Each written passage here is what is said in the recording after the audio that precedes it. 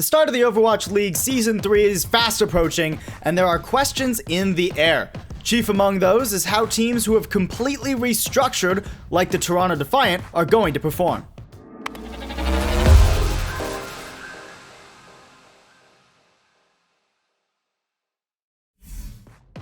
Paulsible and lafon here for Elo Hell, and we're bringing you another roster breakdown and what our expectations and predictions might be. Today we turn to the center of the Toronto, to check in on the Defiant and see how they've changed their players after their weak season last year.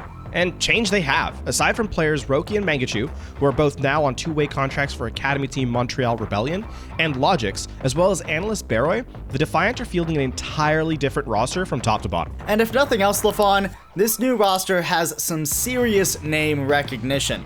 The Defiant, keeping with their long-term plan to assimilate all Canadian super talent, have picked up both Surefour and Agilities from the Gladiators and Valiant respectively.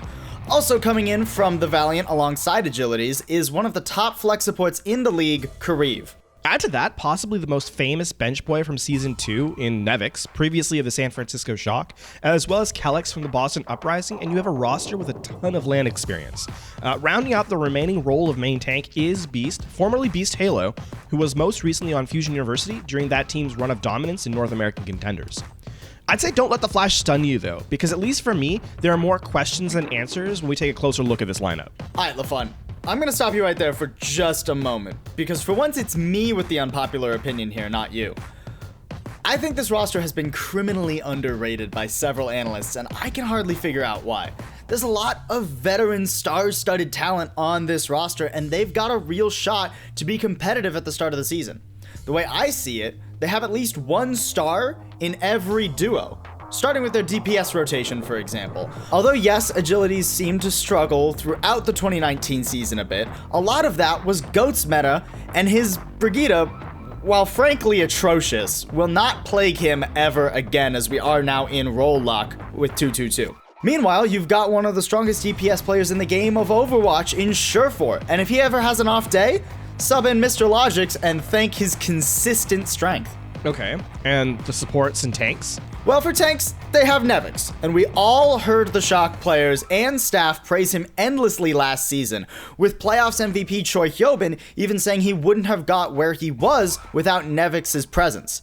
And you and I both know how dominant Beast was during Fusion Uni's legendary run in NA contenders. Now moving on to supports, even on a flailing Valiant last season, Kariv was still popping off, primarily on the Ana. He's honestly, though, one of the best flex supports in the Overwatch League. Easily top 5, possibly even higher. Counterpoint to that, though, Beast hasn't played an official in more than a year at this point. Nevix got basically no playtime since Choi joined the Shock, and I don't want to fall into the trap that everyone did after Season 1, where a lot of stock was put into OWL results, but the majority of players who were the most impressive were in fact rookies. Add to that the fact that most of this roster doesn't have substitutes, and you're putting a lot of faith into very few players. Last year we saw teams struggle to use their benches, but I think this season we also have to account for travel fatigue ball, and if one of the players suffers from the schedule, well, tough luck. There's no way to protect them. All very true, but do keep in mind, there aren't really that many rookies in the Overwatch League this year, lafon. Especially when you compare it to last year when we had 8 new teams joining, there are far fewer spots for new talent in 2020. And while your point about fatigue is more than valid, keep in mind, a bunch of open bench spots just means that if the Defiant start to struggle at the beginning of the season or even halfway through, they do have space on the roster to add fresh talent. Two sides of the same coin for sure. I guess while we're approaching it from different angles, we need to kind of ask ourselves where the Defiant will fall, considering both the positives and negatives this roster holds. Well, like I said, lafon, the Defiant, in my opinion, have been underrated by quite a few people, and I could just never do them that dirty and put them at the bottom of the league. That being said, I don't know if they're going to blow anyone away. Does that mean you think they're going to perform similarly to their Season 2 setup? Start the year off fast, but then fade away as teams catch up? It means more the opposite, to be frank, in my opinion. I think there is potential for this roster if all the stars perform and the rest of the team gels together, but it's still basically an entirely new team, and getting players to both synchronize and maintain their performance peaks is incredibly tricky. I just don't think that they're going to be hard stuck in the bottom 5 of the league like some others have. We're in a weird place when it comes to putting teams into air quotes, rankings, especially because most of last season is kind of irrelevant to understanding how teams might perform this year.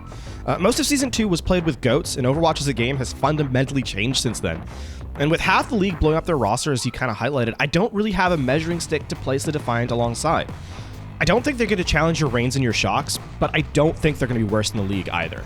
Thanks so much, guys, for tuning in to this roster preview of the Toronto Defiant. If you liked the video, there's a button for that down below, and if not, leave us a comment. We're always looking to improve. But either way, stay tuned to Elo Hell Esports for more Overwatch content.